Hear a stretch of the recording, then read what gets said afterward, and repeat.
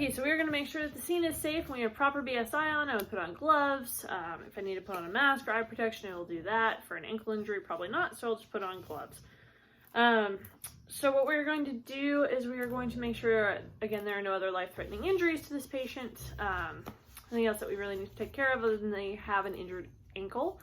And before we transport, we want to make sure that we splint it both in a position of comfort, but also in a position of function. So if for any reason they were able to walk on it or needed to put weight on it, we don't want to splint it flexed or anything strange like that. We want to make sure that it is pretty much exactly like this. So with our SAM splint, we're going to use the stirrup method, just like the video showed us. Put it into a U.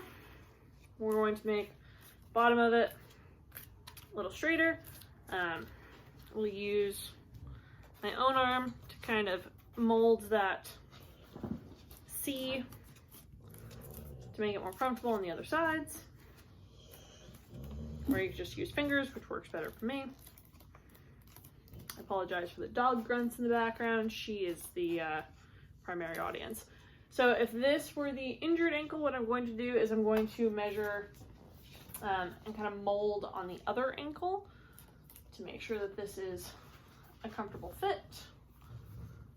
Make sure that we are actually stabilizing the correct things. Ow! Sorry. Make sure that you're being gentle as you splint things. Okay, so now we've kind of molded, and we're going to make sure that we check the CSMs before we put the splint on to make sure that we have good circulation, that we have good cap refill, that we have a pulse, primarily.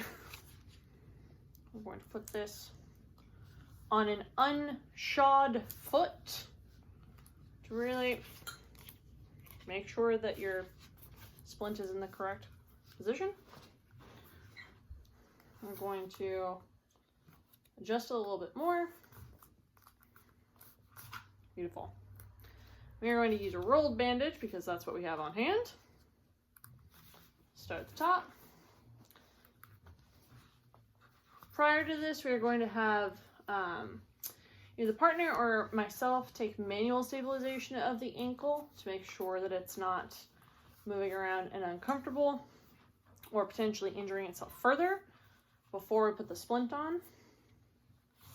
If the patient is willing and able, maybe we have them do it. We want to make sure that this is tight enough that it's going to be supportive, but it's not too tight that we are cutting off circulation.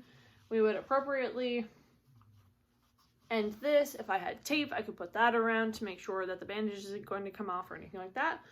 We are going to, after we put the splint on, check for CSMs again, make sure that we have good cap refill, make sure that we have a pedo pulse, and make sure that they can move their toes. Can you move your toes? Perfect, she can move her toes.